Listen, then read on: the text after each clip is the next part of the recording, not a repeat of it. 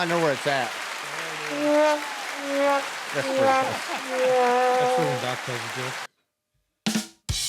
Okay, so I know where those three buttons are, and I need that over here. I will put I'll those. Be pushing I the will, shit I out will of add those. buttons. I'm gonna.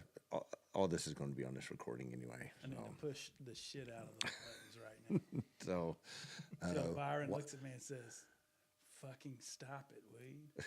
let me put my drink up here so I don't fucking knock it out of the way. So everybody's good. Can I hear you, Doc? Go ahead. Yep. Check. You were really low. He's I also don't know why. putting half away from the mic. Check. Yeah. Why are you so high? Check. Where do you sit normally? There you go. See, the microphone is literally just keep it right in here. I'm Doc and I'm super tall. All right, let me move. I Doc. got to be taller than Chris. I'm gonna turn Doc's gain up because that's Doc. Okay, so Check. go ahead. Check. It'll have to do Christopher. 1, 2, 1, 2. That's even worse. You're worse. You can barely hear Chris. Chris is a low talker. Do I need to talk? Remember like that this? episode on Seinfeld, low talker? So one time I was doing this and that. So, Kyle asked me if we were going to do any more. What's the word on any future podcasts? I said, well, we were just working on streamlining this getting whole things set system up. right here. Yeah. Yeah. So today I thought we would have a little discussion about a few things. So that's pretty much why we're here. But part of it. So this week, what happened this week? It snowed on us and iced on us. Yes. Lots of ice. Lots of ice. We're up here in the Fort Campbell area.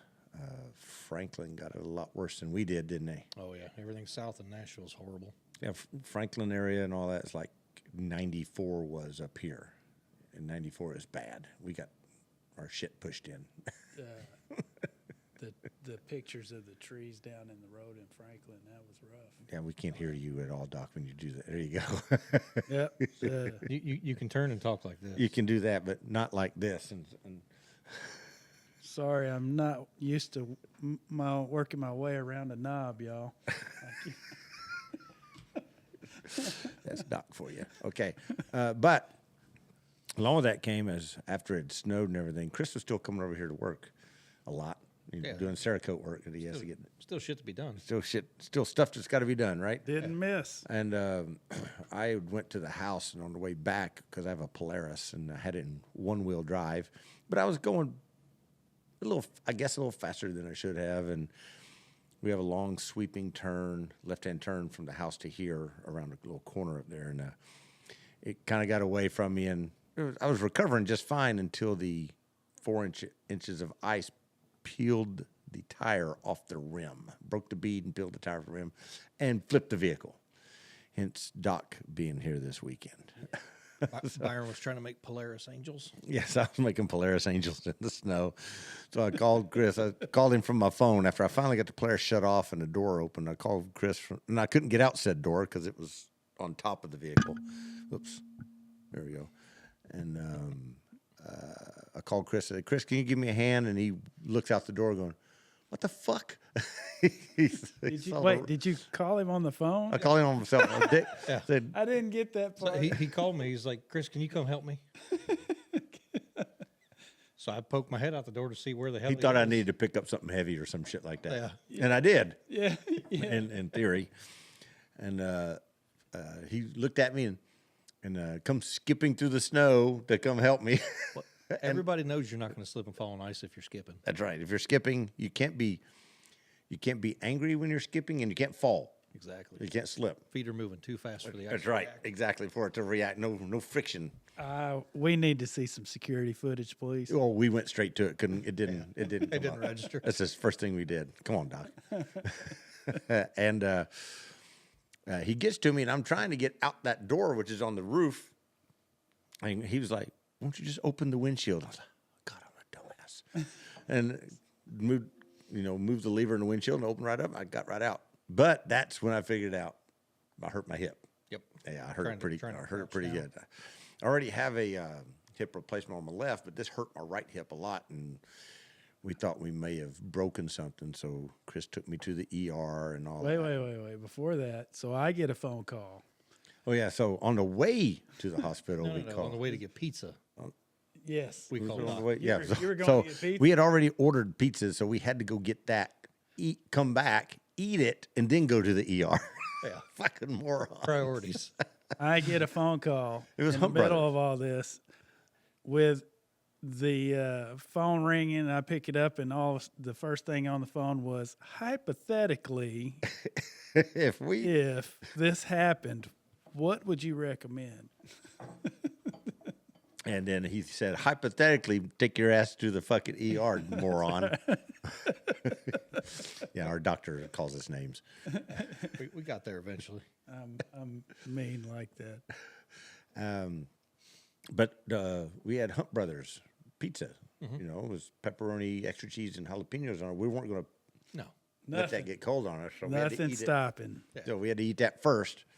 I was in pain, but we ate, and then we went to the ER. And that wasn't a bad experience, except anytime I had to move off of a table or something onto an x-ray table or the CT for my head and neck, because I really hurt my neck pretty good. That was very painful in the hip. Then they gave me a drug. What did they give me? Dilaudid. Dilaudid, I think that's what it was. And I still had pain, but I didn't care. And from there, he doesn't remember. He got up. He's like, look what I can do and stuff. Yes, I could Look actually what I walk can at that do. point. Dancing and walking around the damn hospital room.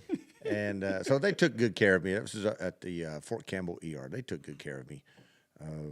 And then, yeah, that was it. We came back home, reset the bead on the tire. Yeah, reset the bead on the tire. Wait, let's back up. So how did y'all get the side-by-side back on its wheels?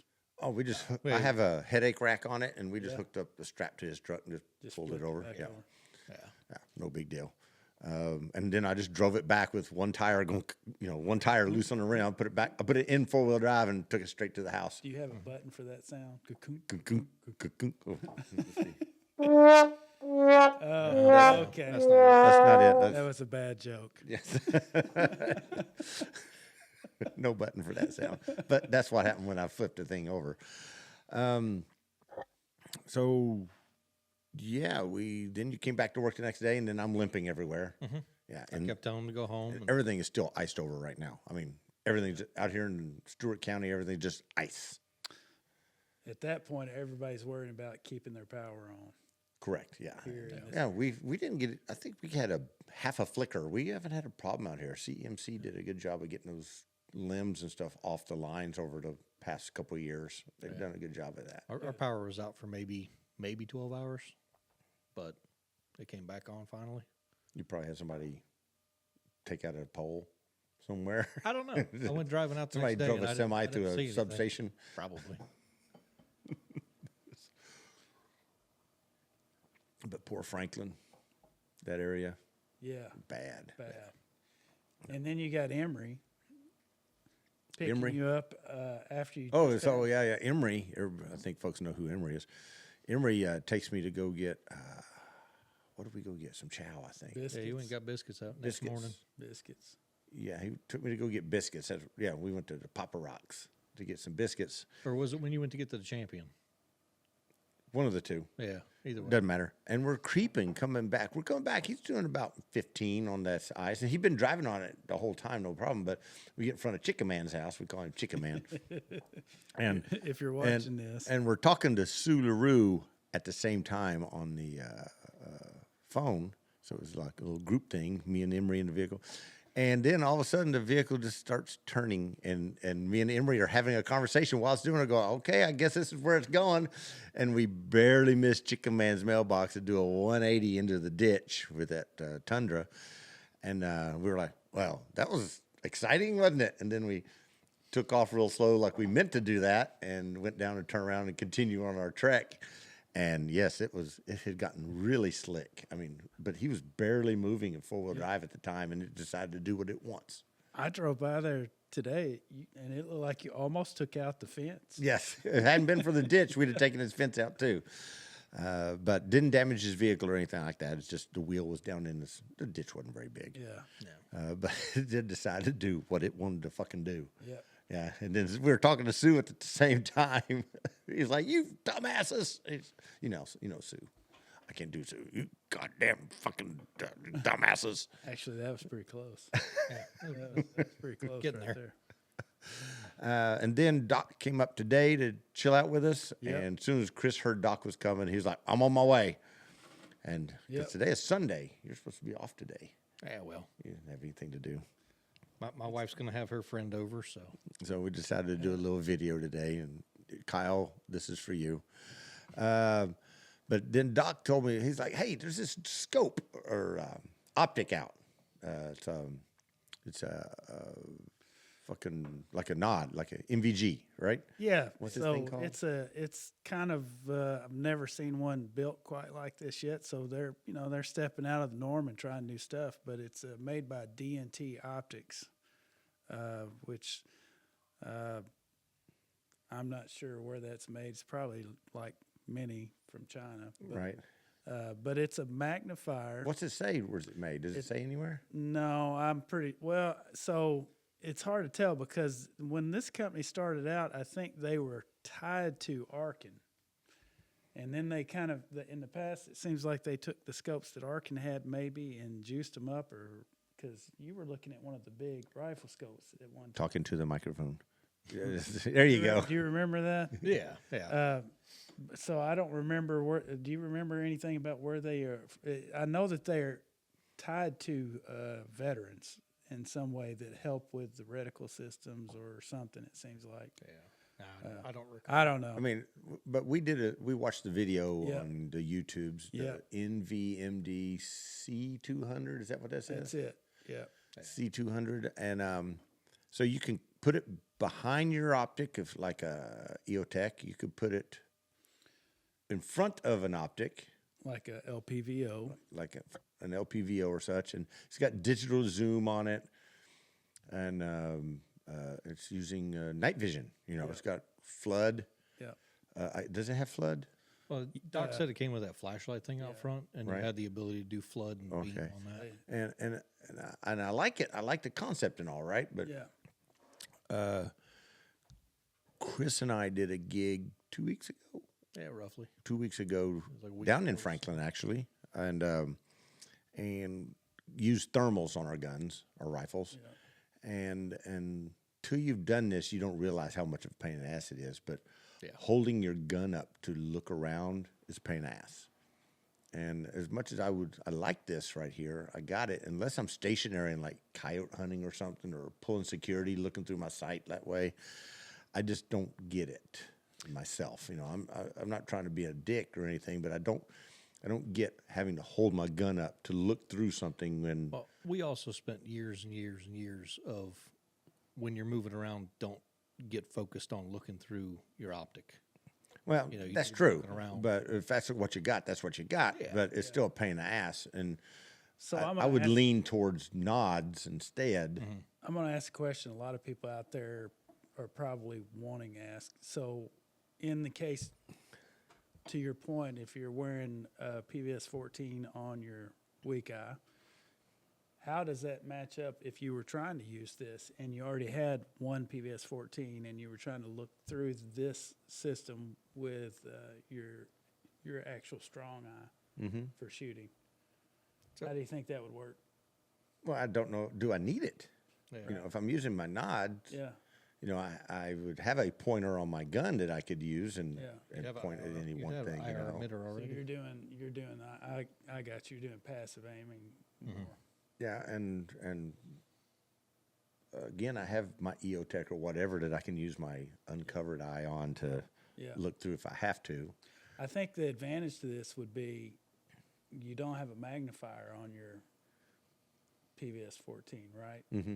And if you were trying to, especially at a job like y'all were performing where you're trying to ID, maybe Yeah, because that does have a digital magnifier on it. you could flip but, that up to 6. I'm trying to play out all the pros. I guess along with, did that have a IR laser with it? I don't remember. I think that thing Doc showed us on the front of it was just a flashlight Just a kind of thing, a flood. All right, so Which you're using the dot from the EOTech or the Yeah. or whatever as your thing. So I guess it has its place if you're more stationary more than anything, in my opinion. on a tripod. Yeah, I think Or on a bag, just sitting on a bag and you're stationary. This is your sector, and look through this or whatever. If you're coyote hunting, maybe, have it on a tripod, like you said, it would work. I don't know. Is it cheaper than a thermal? It is cheaper, yeah. but It looks like it's considerably cheaper. yeah, I mean it's expensive if you're just trying to add a magnifier, but for the purpose, what they're showing here and what they are claiming is that it's a multi-use system, so you can use it as a standalone with no other optics because it has its own reticles. You can use it as a magnifier behind a red dot with or without night vision. You can use it in front of an LPVO, so you have night vision with that as well. So it's This is the NVMDC200 -C200 rather. Yeah. And again, it goes back to any kind of rifle mounted optic like that, whether it be the thermal or night vision or anything like that. That's stationary. Yeah. I mean, thinking you're going to patrol with that would be a pain in the ass. Yeah. Watching you two try to clear with damn thermals was hilarious. And then you have the keyboard CQB king, guys that you just have it in front of your face. No, that's not how you do CQB anyway. You're sitting there walking around like this right here. You know how tiring this would get, and how you're looking through a cone like this the whole time. Not to mention that your eye's only going to be able to take so much. Yes, exactly. So No, it's okay, I guess, if you're coyote hunting or something like that, but I don't see the point otherwise. no. Yeah, hunting situation, yes. Patrolling, anything like that, no. Unless you just want to have that night vision to accompany your 14. Well, even if you're coyote hunting, if you're walking around coyote hunting, you still got to hold it up, you know. I would prefer thermals anyway, because then I could really see movement way out there. But that's it on that thing. I just don't know. I just don't see the point, in my opinion. it's expensive. It was what, $900? Yeah. I mean, unless you catch one of their deals, I think, and then it's in the 800 range. But by the way, I mean, D&T, if you want to send us one where we can actually take a look at it hands-on, we'd be happy to do that review. Yeah, prove us wrong. Yeah, prove us the point. But what else we can talk about?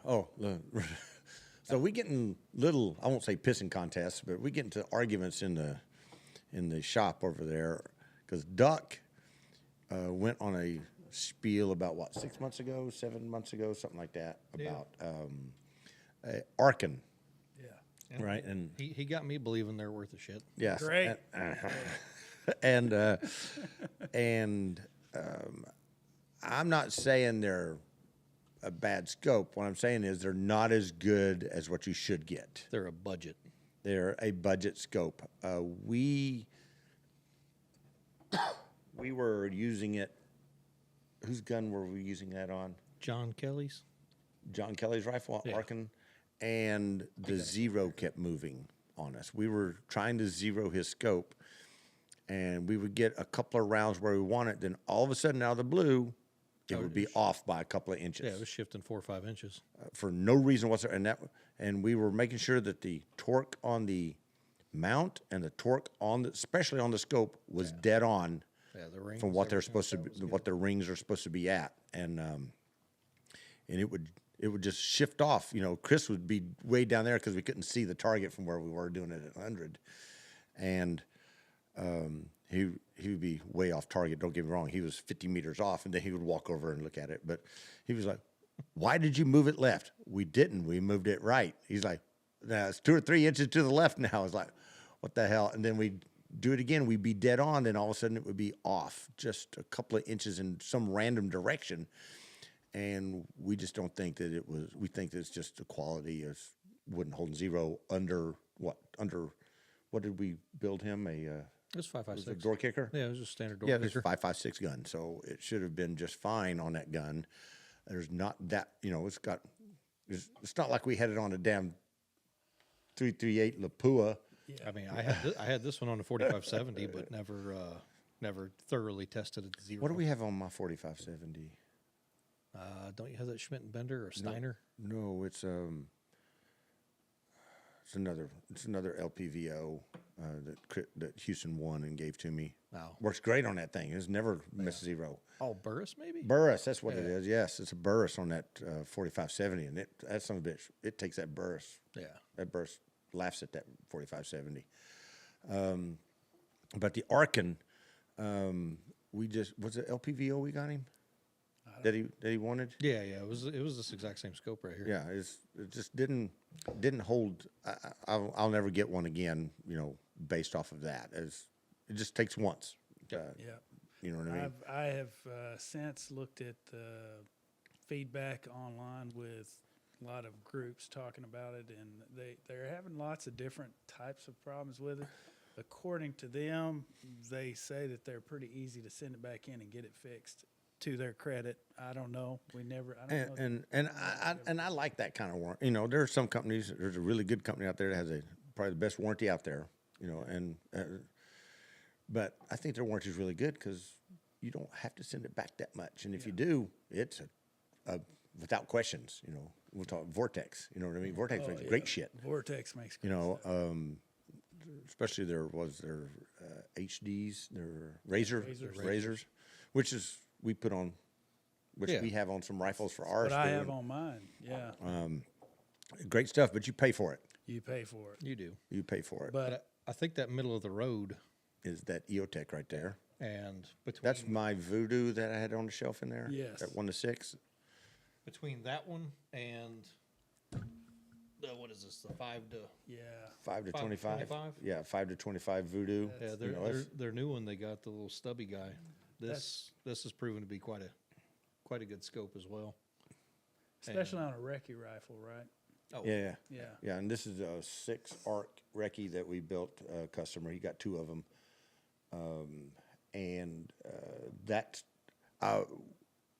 We talked him into the Voodoos because that was in the price range he wanted. And we broke that son of a bitch out. And I was like, this glass is amazing on this optic.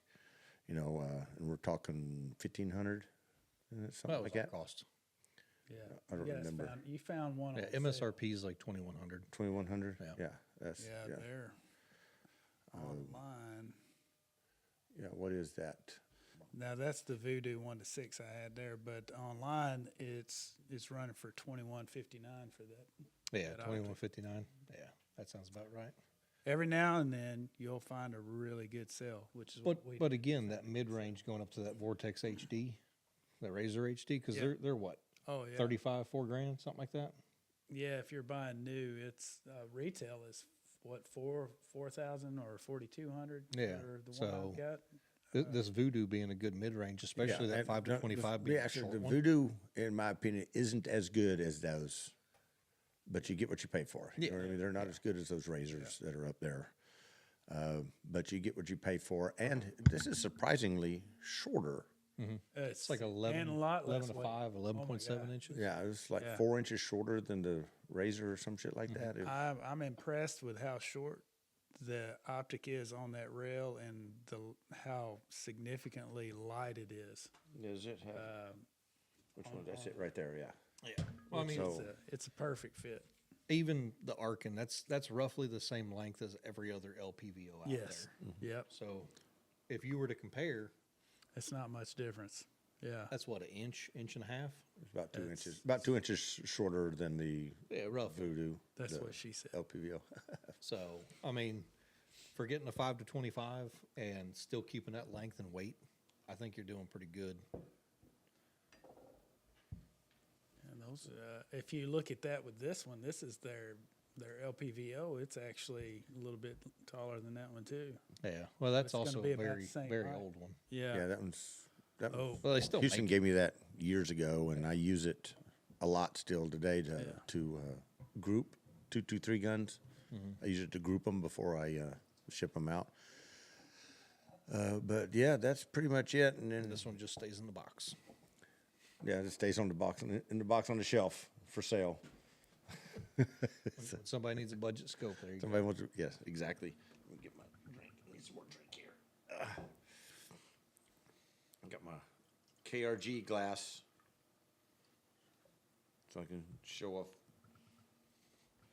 to my KRG buddies, and you just got some random Black Armor gun shit. Yeah. I don't know who made these things. Who are those guys? Anyway? Who is that? Now, speaking on KRG, you've got one of their Bravo chassis? Oh yeah, on my 308 Yeah, and I just Cerakoted one of those JP high-dollar highfalutin chassis. ones, right? Yeah, that thing looks pretty nice now. It's a woodland BDU pattern. But we were looking at KRG and see what they have. It's kind of comparable to that. And what was it? Their Whiskey 3 Pro? 3, yes. Yeah. And looking at that, same price range, roughly, round about $1,700 or so. I think I like the KRG better just because of the M-Lock capabilities. M-Lock and the ability to attach stuff to it. Yeah. Yes, it's Yeah, a lot easier. I can put me a rail section on there and don't have to buy some proprietary stuff Right. like you do with the JP. But JP's been known for running proprietary stuff forever. I do like the Yes. knurling Yeah, it is nice. on the rail, but again, the rail's round Yeah. all the way around. It's perfectly circular, so there's no flat surface to add anything Yeah. to it. Yeah. And it does have that Arca rail you can attach to all the way across it Mm-hmm. like that. But you could do that. I think the KRG comes with that. Yeah, KRG's already built in Yeah, with that yeah. Whiskey 3 Pro. Yeah. But yeah, like JP's been proprietary for a long time. Like I had to spend $80 just to work on Doc's JP guns, Yeah. So buying a damn barrel wrench. Yeah. That's just one of the wrenches you've had to buy for my. I've had to make wrenches because they don't make them anymore for Wilson guns. I've had to buy JP wrenches to work on Doc's JPs. Nothing with Doc's ever easy.